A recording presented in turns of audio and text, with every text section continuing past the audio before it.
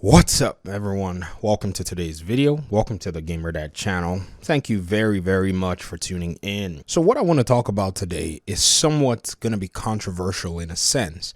Now, it's going to be controversial because, for me anyways, it's not necessarily my approach to these issues. So I'm the one that's perceiving the controversy. For others, it may actually be just another day in the office. They may think that this is just the way things usually flow. And so no reason for me to feel like it's controversial. I also understand that. And then for some others, it might be something where they think I'm probably maybe doing something that may not necessarily be, lining up to their own approach in the way I'm viewing this particular topic and this subject matter. Now, I'll try my best also to be a little vague and generic, not mention any names because I'm not necessarily interested in making any party look bad. These are all opinions. I hold mine, other people hold theirs. It's wonderful. And I hold the reservation that they are allowed their opinions. Doesn't have to be the same as mine, but they could feel it's the right opinion, and I could feel my opinion, even though it may differ, is the right opinion as well. So what are we looking at today? Elden Ring. Elden Ring and the reaction from a lot of developers regarding the game. Now, this conversation may not necessarily be brewing right now, but I think it's necessary that we try our best to document the reception of this game. And it's very important that we document it now by these videos, blogs, articles, tweets, threads, whatever it is, so that come today that we see some other game show up, maybe be successful, maybe even be successful doing everything the other way that Elden Ring was able to pull it off, basically the antithesis or the opposite.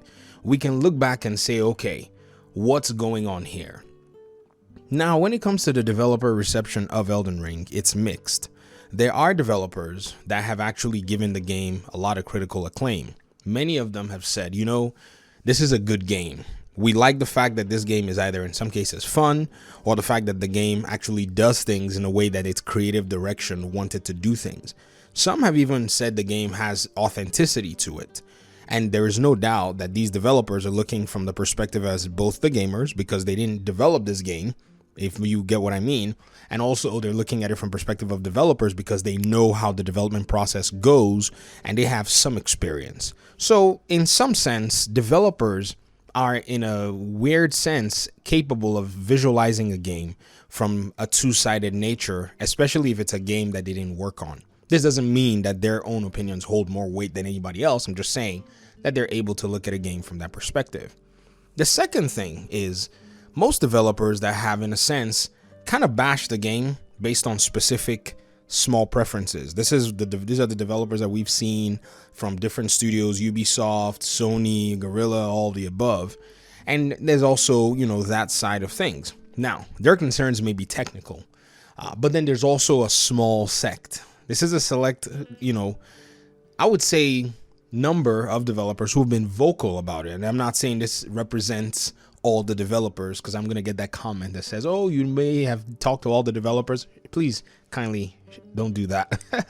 I'm just saying from what I've seen in the public space that actually seem to not want to beat on the game, but at the same time not want to acknowledge that the game was capable of drawing at the heartstrings of a broader player community.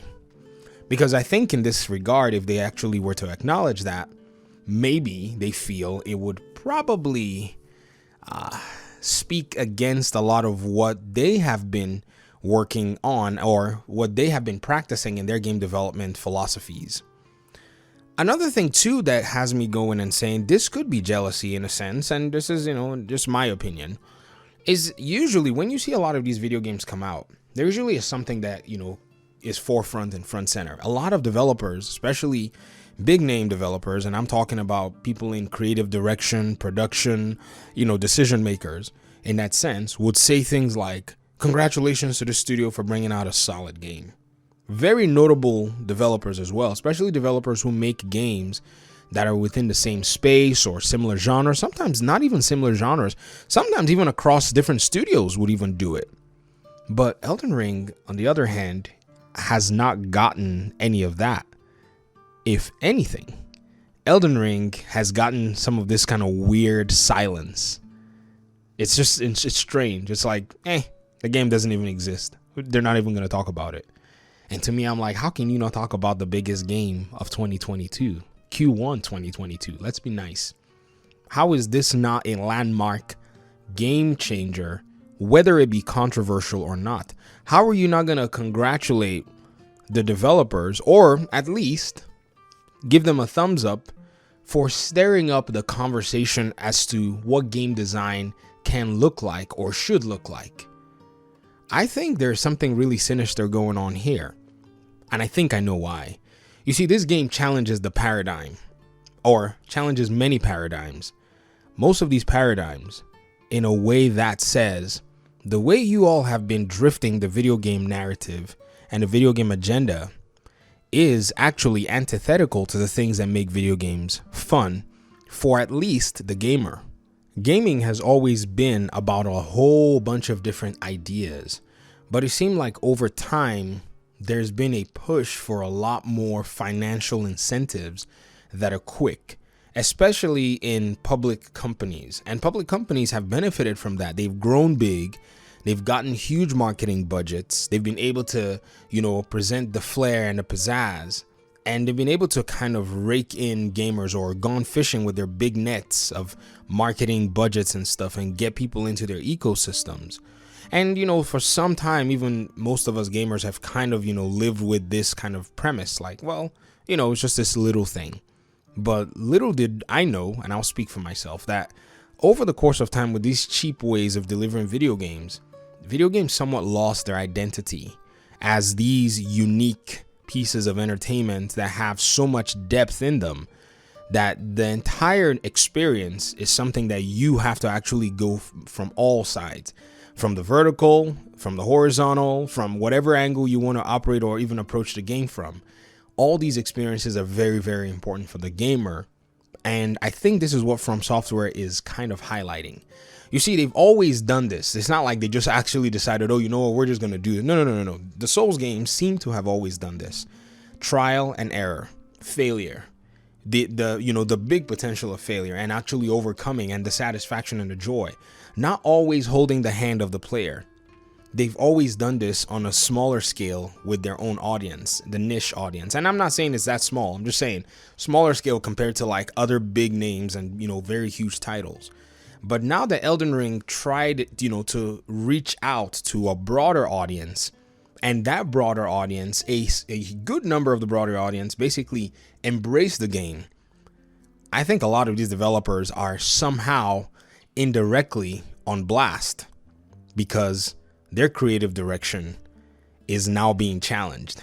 And I think this is why I say there's a little bit of that going on, especially from the ones that have spoken, or the ones that have at least kind of given this weird side jab in their comments to this game. Like, well, there are things I like about this game, but there are some things that could be done better.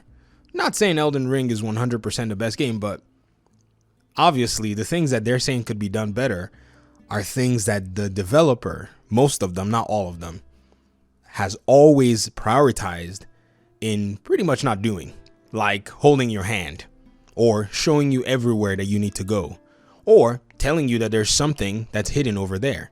The developers have always ensured that they never did that over the course of many games.